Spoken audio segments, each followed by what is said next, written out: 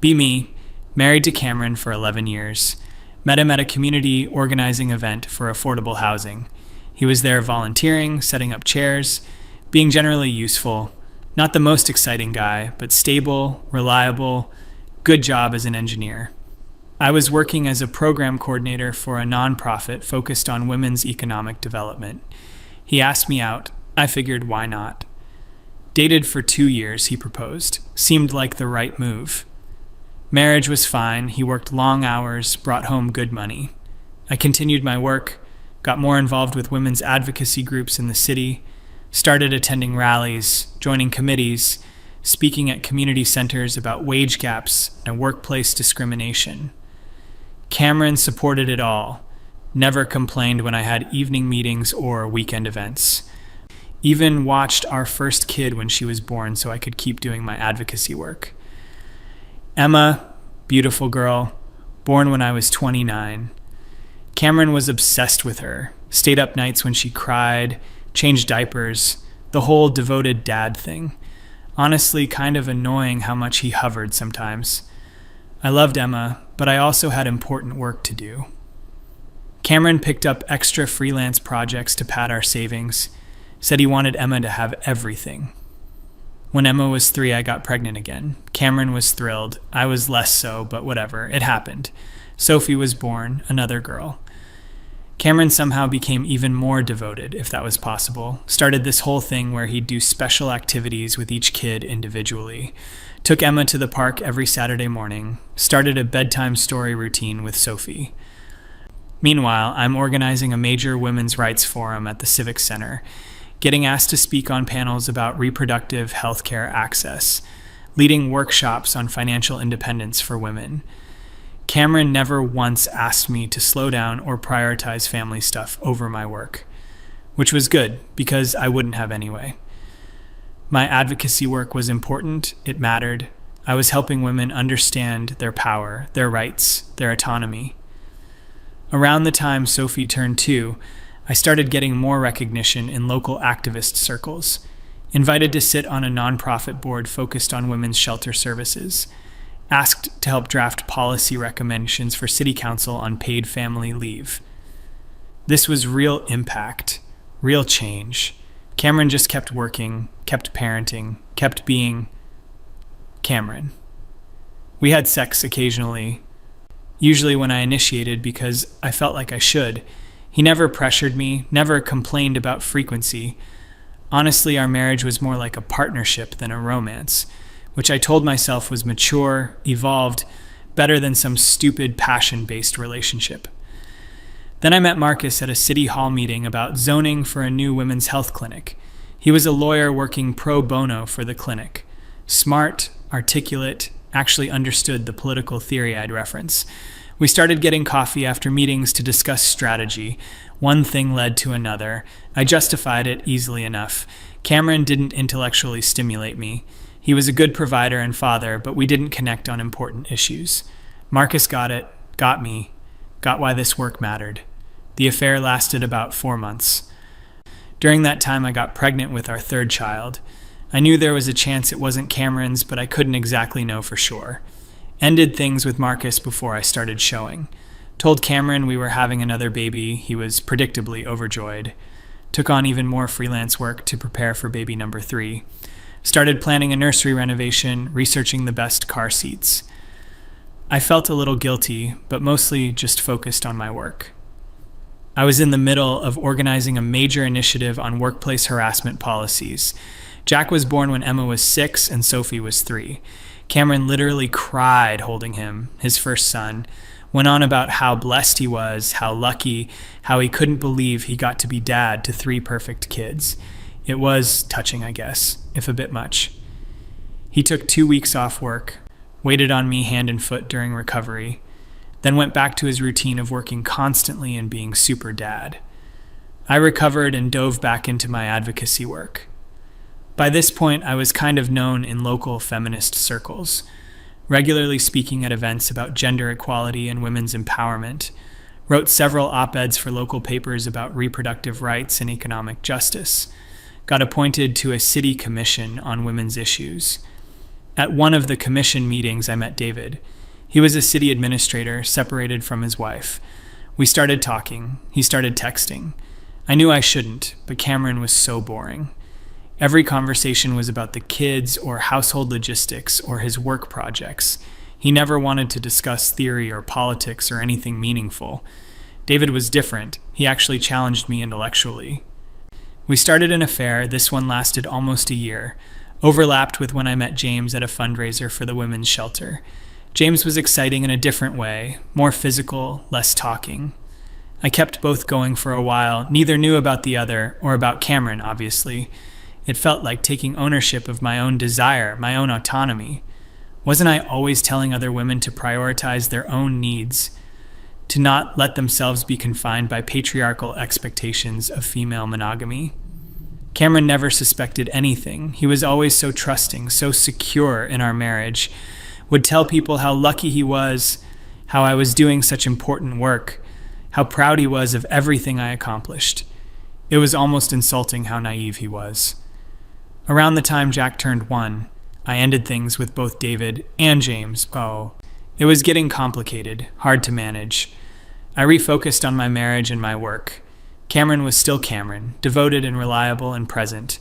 Honestly, things were fine. Our partnership worked. He handled most of the parenting because his schedule was more flexible. I did the important work of being a public advocate for women. Emma was thriving in 2nd grade, Sophie in kindergarten, Jack growing fast. Cameron did all their drop-offs and pickups, packed lunches, helped with homework. I made it to school events when I could, but I had meetings, obligations. The other moms at school were kind of judgmental about it. But I refused to feel guilty for not conforming to traditional motherhood expectations. Cameron picked up all that slack anyway. He was basically room parent for all 3 kids. Then one Tuesday evening, Cameron came home from work early. I was in my office working on a presentation about pay equity. He knocked, came in, had this weird look on his face, sat down and said, "We need to talk." My stomach dropped, but I kept my face neutral. "I found something today," he said. Pulled out his phone, started showing me screenshots. My old phone, the one I thought I'd wiped before trading it in. He'd apparently taken it to get refurbished for Emma to use. Tech guy recovered deleted messages, messages with David, with James, with Marcus, explicit messages, planning meetups, talking about our encounters. My mind raced through possible explanations, considered denying it, saying they were faked, but the evidence was extensive, clearly real. So I pivoted to offense. "You went through my private messages? You invaded my privacy?"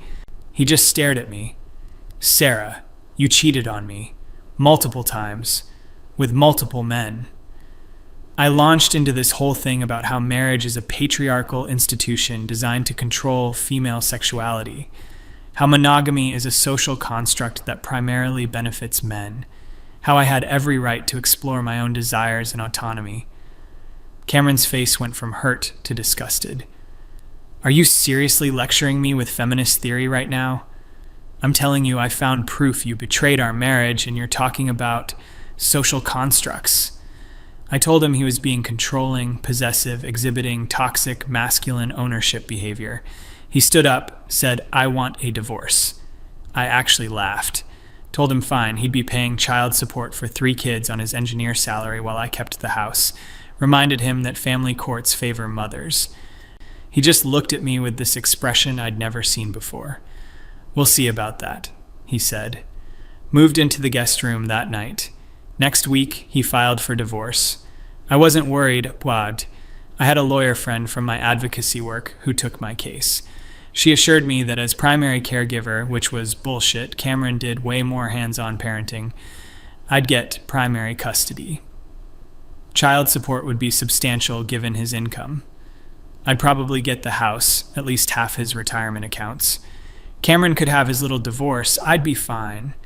Better than fine. I'd have financial support without having to deal with his boring presence. Could actually live authentically, date people who stimulated me. Then Cameron's lawyer filed a motion requesting court-ordered paternity testing for all 3 children. I felt actual panic for the first time. My lawyer said we could fight it, but it might look suspicious. Better to just do it, she said. Probably he's just being vindictive, but it'll come back confirming they're his and make him look bad. Except I knew there was a real chance Jack wasn't his. Marcus and I hadn't been careful. Neither had Cameron during the time I got pregnant. Could be either of them. But Emma and Sophie were definitely Cameron's. Worst case scenario, one of 3 kids comes back negative. I could handle that. Frame it as Cameron being cruel to the children by even questioning. The test was ordered. We all got swabbed. Waiting for results was the longest 2 weeks of my life. Tried to stay focused on my work. Had a big speaking engagement about reproductive justice. The irony wasn't lost on me, but I pushed through.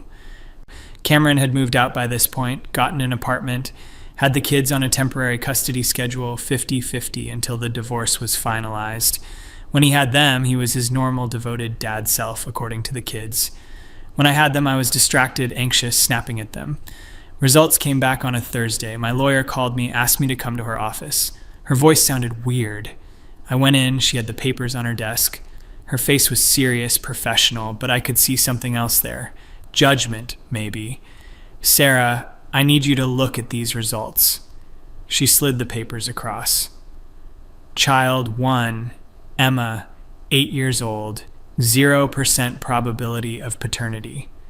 My vision blurred. Child 2, Sophie, 5 years old, 0% probability of paternity. My hand started shaking. Child 3, Jack, 2 years old, 0% probability of paternity, 0%. All 3. None of them were Cameron's. I couldn't process it. Emma, I'd been so sure was his. She looked like his mom. Sophie had his mannerisms. Everyone said so. But the genetics don't lie. 0% probability means exclusion, means impossible. Meant I'd gotten pregnant by affair partners 3 separate times. Meant my entire marriage was built on a lie. Meant Cameron had raised 3 children for years that weren't biologically his. My lawyer was talking something about how this changed everything. About how this was potentially paternity fraud. About how I could face legal consequences beyond the divorce. About how Cameron's lawyer would destroy me with this. I asked what our options were. She said honestly, not many.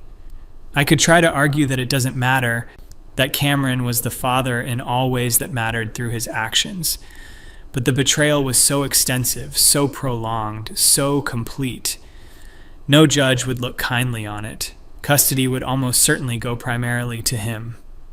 Child support would flip. I'd be paying him. Asset division would favor him given the fraud.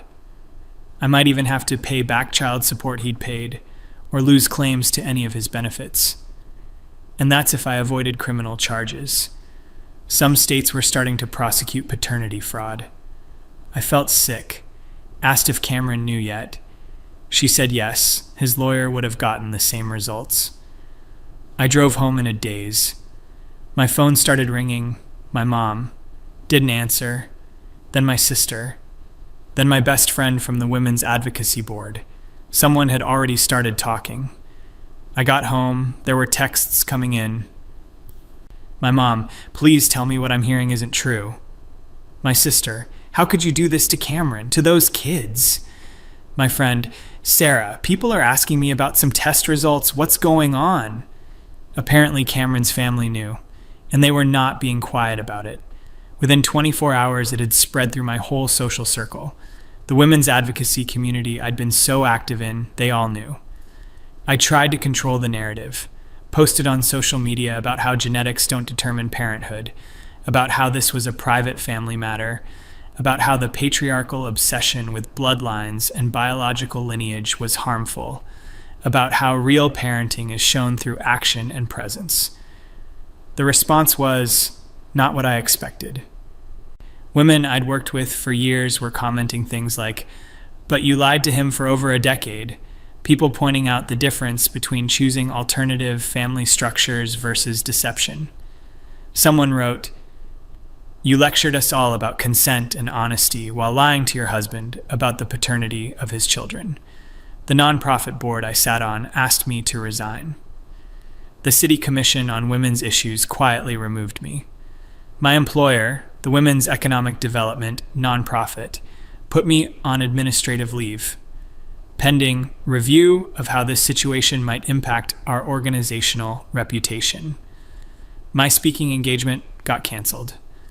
3 more events I'd been scheduled for uninvited me. My lawyer friend from advocacy work stopped returning my calls.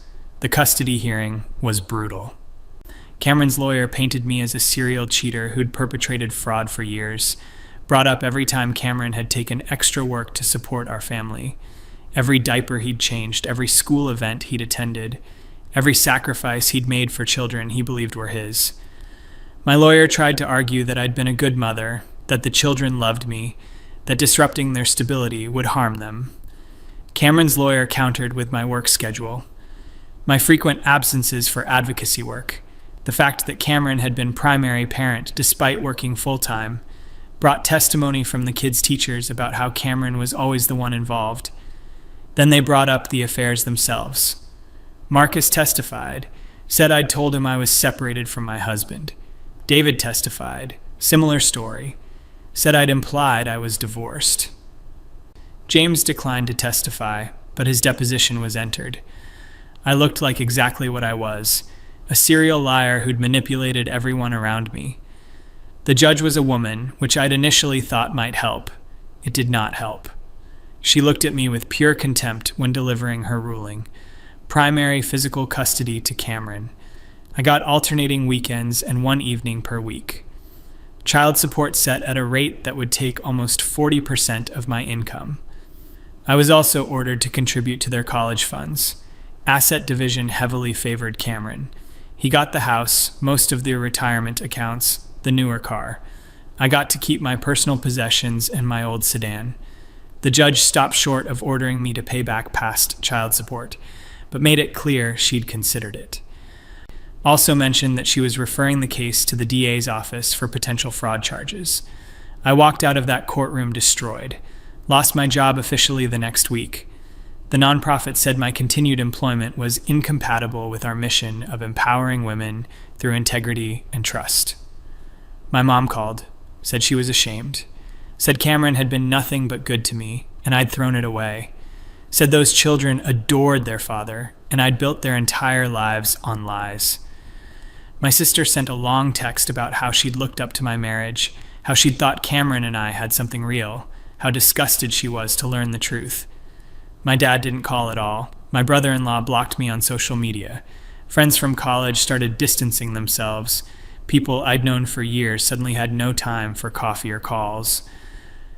The feminist community I'd been so active in completely iced me out. No one would publicly defend me. A few people I thought were close friends posted vague things about how feminism requires honesty and accountability, about how weaponizing feminist language to excuse harmful behavior damages the movement. I tried to get involved with a different advocacy group in a neighboring city. They'd heard about me, said they weren't interested. I applied for jobs. My reputation preceded me. Finally got a position doing administrative work at a small company, paid half what I'd made before. Between that and child support, I could barely afford a 1-bedroom apartment. Had to sell most of my nice stuff to cover moving costs and legal fees. The worst part was the kids. When they came for my weekend visits, they were polite but distant. Emma, at 8, was old enough to understand some of what happened. She asked me once if I'd lied to Daddy. I tried to explain that adult relationships are complicated. She just looked at me and said, "That sounds like yes." Sophie was confused, kept asking when we were going back to our real house. Jack was only 2, he adjusted the fastest, but he clearly preferred being with Cameron. Would cry when I dropped him off back with Cameron, but it was relief crying. Like he was glad to be back where he felt secure. Cameron, to his credit, never badmouthed me to the kids. His lawyer had apparently advised him to take the high road. He facilitated the custody exchanges politely, kept communication brief and civil. But I could see in his eyes what he thought of me. The love and trust that used to be there was completely dead, replaced with nothing. Just cold practicality. 6 months after the divorce was finalized, I saw on social media that he was dating. a teacher at Sophie's school. Apparently, they'd met at a parent event. She seemed nice. The kids apparently liked her. I felt a rage I couldn't articulate. How dare he move on so easily while my life was destroyed? I posted something passive-aggressive about men's ability to just replace their families. Got absolutely dragged in the comments. People I didn't even know commenting about the audacity. Deleted it within an hour, but screenshots had already spread. My ex-lawyer called, said Cameron's lawyer had contacted her. If I posted anything else about Cameron or his personal life, they'd pursue harassment charges. I needed to shut up and stay in my lane. A year out from the divorce, I barely recognized my life. Tiny apartment, low-paying job, minimal contact with my kids, no social circle, family barely spoke to me. All my advocacy work, my reputation, my connections, gone. I tried to date, but it always came up eventually. Men would ask about my kids, about my divorce. When the truth came out, they'd ghost immediately. One guy told me before he left that what I'd done was unforgivable, that I'd wasted years of a good man's life and betrayed innocent children. I tried to argue my perspective, and he literally laughed at me, said I was still trying to justify the unjustifiable. I started seeing a therapist, tried to work through everything that happened. She kept pushing me to take accountability, to examine my choices and their impacts. I kept trying to explain the context, the marriage dynamics, the feminist framework. She finally said something that stuck with me. Sarah, you can theorize all you want, but at the end of the day, you lied to someone who trusted you completely. You let him raise children he believed were his. You prioritized your desires over everyone else's well-being. That's not feminism. That's just selfishness. I stopped seeing her after that. 2 years later, Cameron married the teacher. The kids were in the wedding. Emma was a junior bridesmaid. They all looked happy in the photos I definitely didn't obsessively examine. Cameron had gotten a promotion, they'd bought a bigger house, had a guest room for when the kids stayed, which was most of the time. I'd tried to push for more custody, but the kids themselves had asked to stay with their dad. The judge had actually interviewed them and honored their wishes. I saw them every other weekend, briefly. They were polite, distant, going through the motions. Emma was 11 now. She'd started asking questions about her biological father. I didn't have good answers. I'd never actually confirmed which affair partner was which child's father. Honestly, didn't want to know. My life had stabilized into a kind of quiet misery. Work, home, occasional awkward visits with my children, no friends, no community, no purpose. I'd lost everything. Sometimes I'd see posts about women's rights events in the city, events I used to speak at, causes I used to champion. Now I wasn't even invited to attend, let alone speak. My name had become a cautionary tale in local feminist circles, proof that the movement needed to hold its own accountable, that living your values actually mattered. I'd scroll through old photos sometimes, back when Emma was a baby, when Cameron would look at me with such love, when I had a career I was proud of and a community I belonged to, before I destroyed it all. People asked me sometimes if I regretted it. The affairs, the lies, all of it. I'd start to answer with some theoretical framework about agency and choice, but honestly, late at night in my shitty apartment, alone because everyone who ever mattered had left. Yeah, I regretted it. I'd had a husband who loved me, supported my work, was a devoted father. I'd had 3 beautiful children who needed me. I'd had a career making real impact, a community that valued my contributions. I'd had a life that actually meant something, and I'd thrown it all away. For what? Some excitement, some validation, some illusion of autonomy. Now Cameron had the kids, the house, the career, the respect. He'd moved on, found happiness again, built a better life from the ashes of what I destroyed. And I had nothing, no family, no friends, no reputation, no purpose, just the echoes of feminist theory I'd used to justify destroying the best thing I ever had. I was the villain in my own story, and unlike the narratives I used to preach, there was no empowerment in this ending, just consequences. Just the life I'd built for myself through a decade of lies,